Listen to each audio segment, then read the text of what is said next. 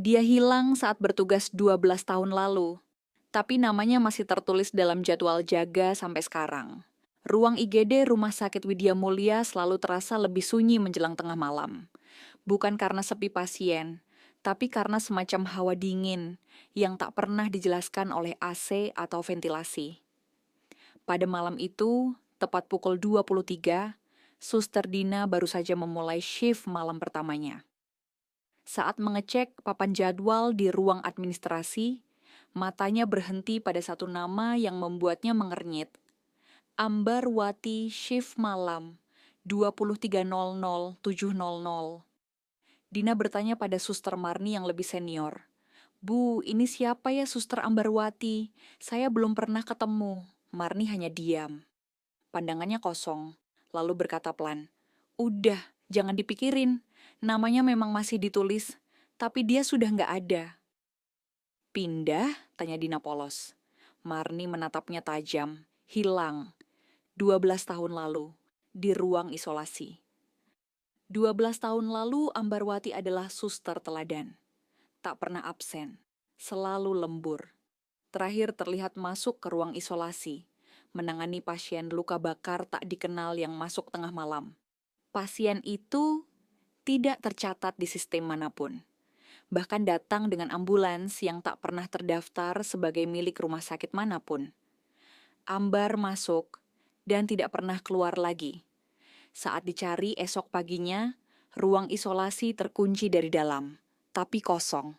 Tak ada pasien, tak ada darah, hanya bau daging gosong dan suara detak alat monitor jantung yang tak kunjung berhenti. Malam itu, Dina merasa gelisah.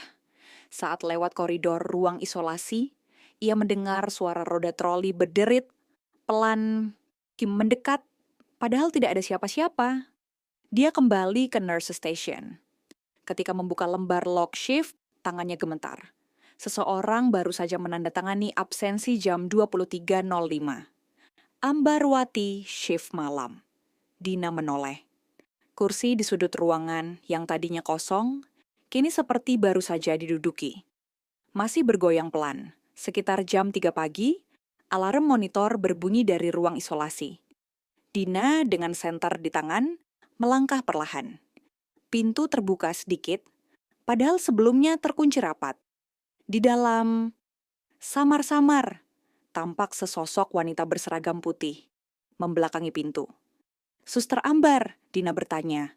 Jantungnya berdegup tak karuan. Wanita itu tidak menoleh, hanya berdiri diam di sisi ranjang kosong. Lalu dia berbicara. Suaranya parau, seperti dari balik api. Aku belum selesai jaga. Tiba-tiba lampu ruangan padam. Dina berteriak. Ketika tim medis lain datang, Dina ditemukan pingsan.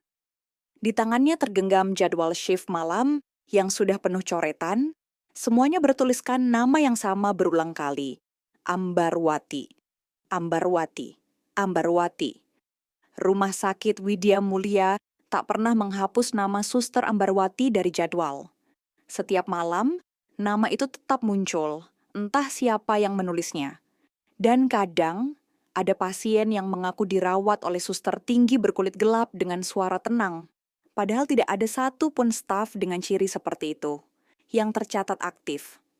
Mereka bilang, dia baik, selalu hadir, tak pernah absen.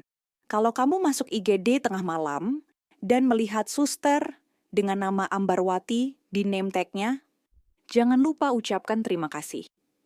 Karena tidak semua yang menjaga malam itu masih hidup. Sejak malam itu, Dina tak pernah sama lagi. Dia memang kembali bertugas, tapi selalu tampak pucat, bicara seperlunya, dan kerap menoleh ke belakang seperti merasa diikuti. Suatu malam saat langit diguyur hujan deras, Dina menemukan sesuatu di loker jaga. Sebuah map tua berdebu dengan tulisan tangan di sampulnya. Laporan kasus 27B, pasien tak teridentifikasi, tanggal 6 Juli 2013. Tangannya gemetar saat membukanya.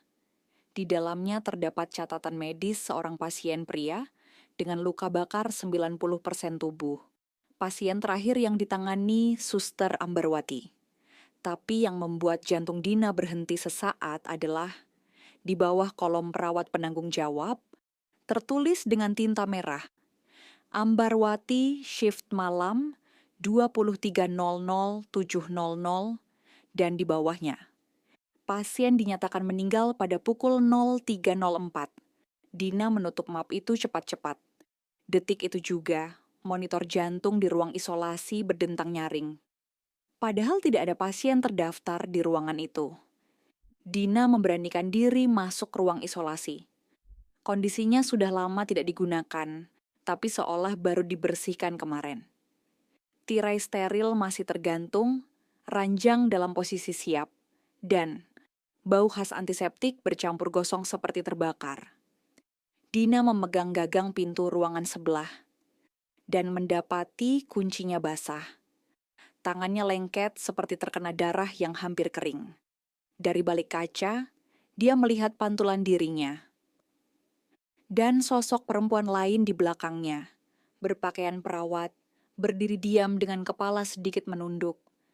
Dina membalikkan badan, kosong. Tapi saat dia kembali menoleh ke kaca, tulisan kabur perlahan muncul di permukaannya, seperti diukir kabut. Bukan dia yang aku mau, tapi yang membuka pintu ini lagi. Malam keempat, pasien di IGD bernama Agus bercerita hal aneh. Saya dipindahkan ke ruang isolasi semalam, katanya sambil gemetar. Dirawat sama perawat yang mukanya gelap terbakar, tapi tangannya halus. Dia bilang, "Tenang Pak, saya sudah biasa. Saya yang jaga sejak dulu." Agus pingsan setelah cerita itu. Saat dicek ulang, tak ada data pemindahan pasien malam itu. Dan ruang isolasi tetap kosong dalam catatan resmi. Suster Marni akhirnya buka suara. Di ruang istirahat staf yang remang, dia berkata pelan, "Kami sudah pernah mencoba hapus namanya dari jadwal, berkali-kali, tapi malamnya selalu ada yang mengetuk ruang administrasi. Tidak keras, hanya ketukan pelan, 3 kali. Setelah itu, tulisan tangannya muncul lagi." Dia menatap Dina lama. "Kamu tahu kenapa dia muncul lagi sekarang?" Dina menggeleng. "Karena kamu perawat baru pertama yang buka laci arsip kasus 27B. Kamu bangunkan dia."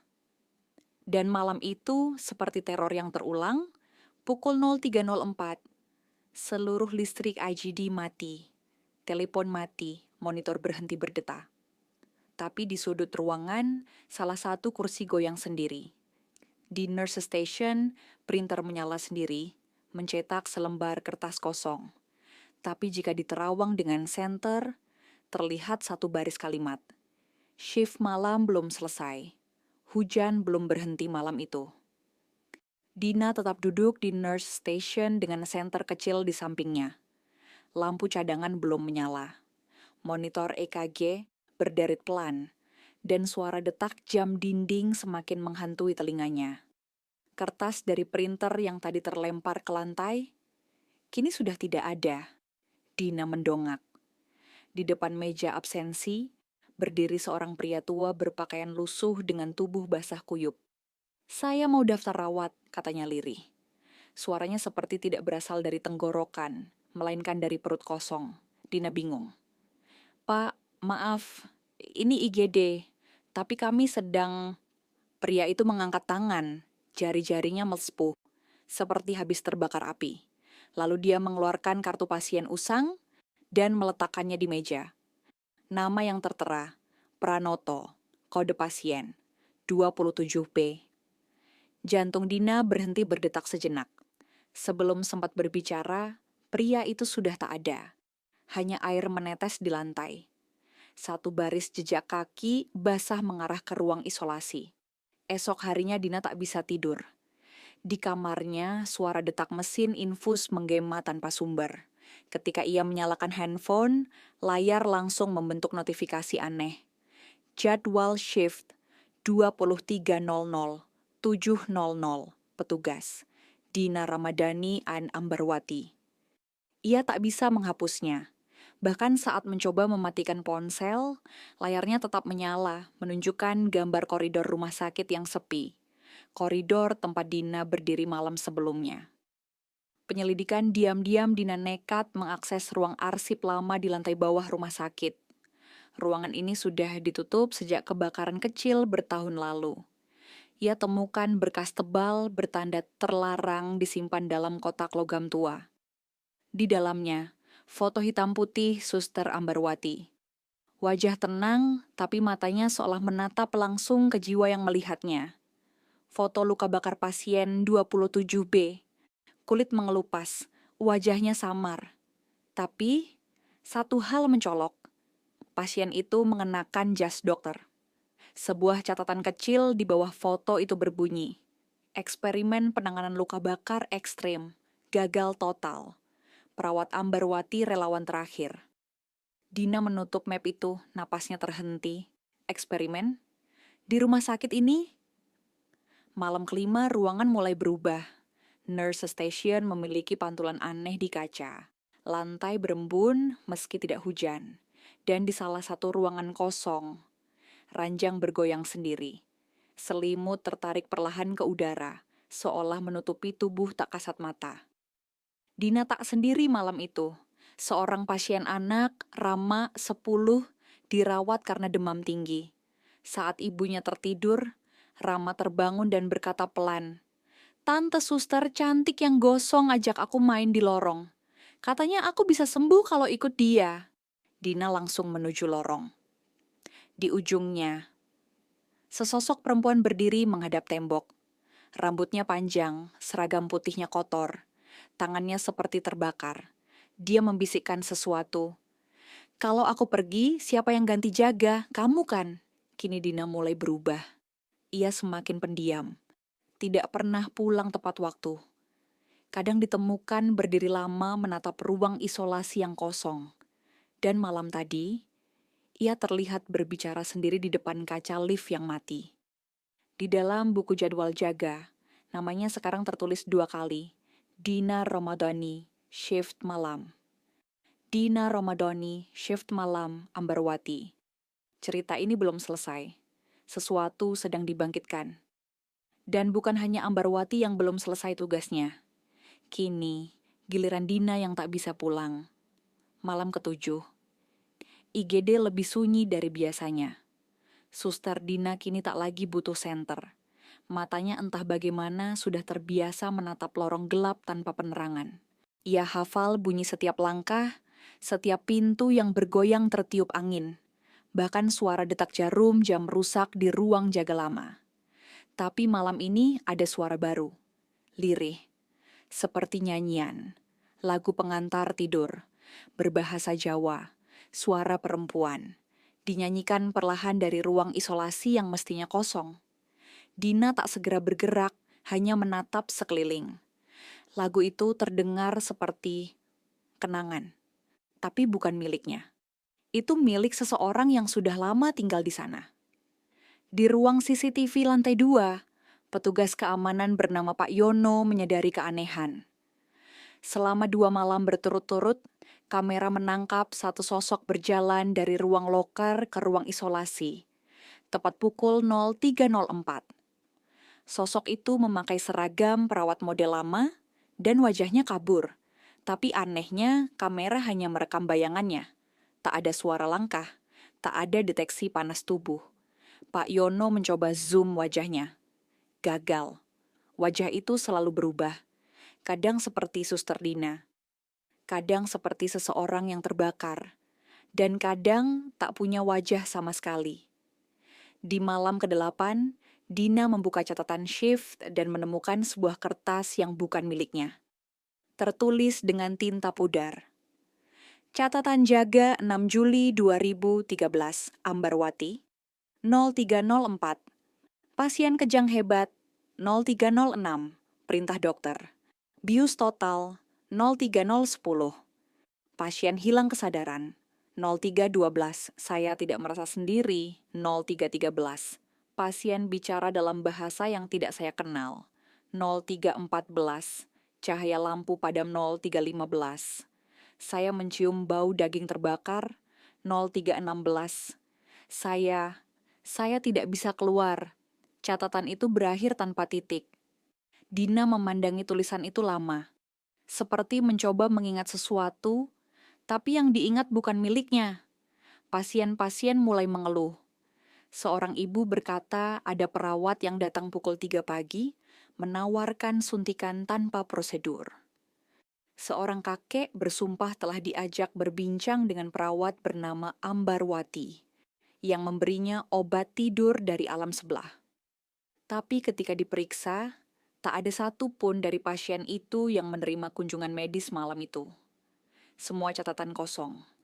Ruang rekam digital pun error setiap pukul 03.04 sampai 03.016. Malam ke-9, Dina tak pulang, kamar kosnya kosong, lampu masih menyala. Baju-bajunya masih tergantung. Tapi di cermin kamar mandinya tertulis dengan jari. Shiftku belum selesai, shiftmu sudah dimulai. Sementara itu, di rumah sakit, papan jadwal berganti sendiri. Tulisan tangan muncul satu demi satu. Nama-nama perawat yang sudah pensiun, bahkan yang sudah meninggal, kembali tercantum sebagai petugas shift malam. Dan tepat di bawah semuanya, ada satu baris tambahan. Koordinator shift malam, Dina Ramadhani, dibimbing oleh Ambarwati. Lorong rumah sakit makin panjang setiap malam. Ruang isolasi kini punya pintu tambahan. Pintu yang tidak terlihat di siang hari, tapi muncul saat jam menunjukkan 03.04. Pintu itu tak punya gagang, hanya simbol lingkaran hitam di tengahnya. Dan suara dari baliknya kini mulai memanggil nama. Dina, buka, ini belum selesai, malam ke-10. Tak ada yang benar-benar tahu kapan terakhir kali melihat Dina tersenyum. Kini, wajahnya datar, matanya hitam pekat seperti tidak tidur bermalam-malam. Tapi anehnya, tak satu pun pasien mengeluh saat ia merawat. Malah mereka merasa nyaman, terlalu nyaman. Pak Randy, seorang pasien patah tulang, menceritakan sesuatu yang membuat bulu kuduk para staf meremang. Saya bangun tengah malam dan melihat Suster Dina berdiri di depan ranjang saya. Tapi ada yang aneh. Di belakangnya seperti ada sosok lain yang menempel. Sama-sama berseragam. Tapi wajahnya hitam, matanya kosong. Mereka bergerak bersamaan, seperti satu bayangan dua tubuh. 03.04. Waktu berulang, waktu di koridor timur selalu mati pada pukul 03.04. Jam digital, jam dinding, bahkan detak EKG semua membeku. Tapi tubuh manusia tidak. Yang terasa justru lebih nyata. Dina kini mulai mencatat kejadian aneh itu. Dalam buku catatannya ia menulis, 03.04, suara monitor berhenti, tapi aku tetap mendengar detak jantung. 36, lorong IGD bertambah satu pintu lagi. Tidak ada di blueprint. 03.10, pintu itu terbuka. 03.11, aku masuk. Lorong tambahan lorong, baru itu sempit, berdinding besi tua berkarat. Dingin, seperti ruang bawah tanah. Cahaya hanya berasal dari lampu neon yang berkedip. Ada ranjang besi tua di ujung lorong, dan seseorang duduk di atasnya, mengenakan seragam suster lusuh. Rambut panjang menutupi sebagian wajah. Ia menoleh perlahan, bibirnya membuka, tapi suaranya keluar dari seluruh lorong. Kalau kamu sudah bisa melihat pintu ini, berarti waktumu tinggal sedikit. Aku dulu juga melihatnya, dan aku masuk. Sekarang kamu gantikan aku. Kembali ke ruang nyata. Ketika jam kembali berjalan, Dina ditemukan berdiri kaku di depan ruang isolasi. Tangannya menggenggam name tag lama bertuliskan Suster Ambarwati. Ia tak tahu dari mana ia mendapatkannya. Gangguan dimulai sejak malam itu, para staf mulai mengalami mimpi yang sama. Mimpi berada di IGD yang sepi, lampunya padam, hanya ditemani satu suara. Pasien belum selesai dirawat. Kalian semua belum selesai menjaga. Beberapa perawat mengundurkan diri. Suster Marni dipindahkan karena mentalnya mulai terganggu. Ia berulang kali menulis di dinding kamarnya. Ada shift lain, shift yang tak terlihat. Sementara itu, Dina semakin tenggelam. Ia berbicara dalam dua suara saat malam. Ia menulis catatan shift dalam tulisan yang bukan miliknya. Tangannya bergerak sendiri. Ia pernah tertangkap kamera sedang menyuntikkan cairan ke ruangan kosong, lalu berbicara. Pak Pranoto, tenang saja. Luka bakar Bapak sudah mulai pulih. Tidak ada pasien bernama Pranoto malam itu. Ruang isolasi kini berubah ranjang bertambah satu. Tirai selalu tertutup. Jika dibuka, ruang itu kosong. Tapi jika dilihat dari pantulan kaca jendela, ada dua orang perawat berdiri di dalamnya. Satu mengenakan seragam baru. Satu lagi gosong dan menyala perlahan. Catatan terakhir dari Dina, ditulis tangan ditemukan di atas bantalnya. Aku mengerti sekarang, shift ini tidak berakhir karena rasa tanggung jawab, tapi karena rasa bersalah. Kami biarkan pasien itu mati, tanpa nama, tanpa doa. Sekarang kami harus menjaganya, sampai dia benar-benar sembuh, atau sampai kami semua ikut bersamanya. Cerita ini masih berjalan. Dan setiap malam, pukul 03.04, satu perawat lagi dipanggil untuk masuk ke dalam lorong itu. Menjadi bagian dari shift yang tidak tercatat, di dunia yang tidak tidur, bersama Ambarwati. Lorong itu kini bukan hanya muncul saat pukul 03.04. Ia selalu ada. Hanya tak semua mata bisa melihatnya. Dina bisa. Setelah malam ke-10, dia tidak pernah kembali ke kosnya. Rekan-rekannya mulai menyadari bahwa sesuatu telah berubah. Bukan hanya dari sikapnya yang semakin aneh, tapi dari cara ia bergerak. Seperti tak lagi menyentuh lantai. Dan setiap kali ia lewat, suhu ruangan menurun drastis. Suster Marni yang masih bertahan meski kelelahan mental, mencoba memperingatkan yang lain. Dia sudah setengah mati, setengah hidup. Tapi dia belum sadar bahwa dia sudah dipilih jadi penerus. Penerus siapa? Tanya salah satu dokter muda. Marni menoleh pelan. Ambarwati. Pada malam ke-13, rumah sakit diguncang oleh peristiwa yang tak dapat dijelaskan. Pukul 03.04, seluruh aliran listrik padam, bahkan genset pun tak menyala. Suara sirene terdengar dari lorong IGD, walau tidak ada ambulans datang. Ketika beberapa perawat mencoba mencari senter di ruang perawatan, mereka mendapati satu hal aneh.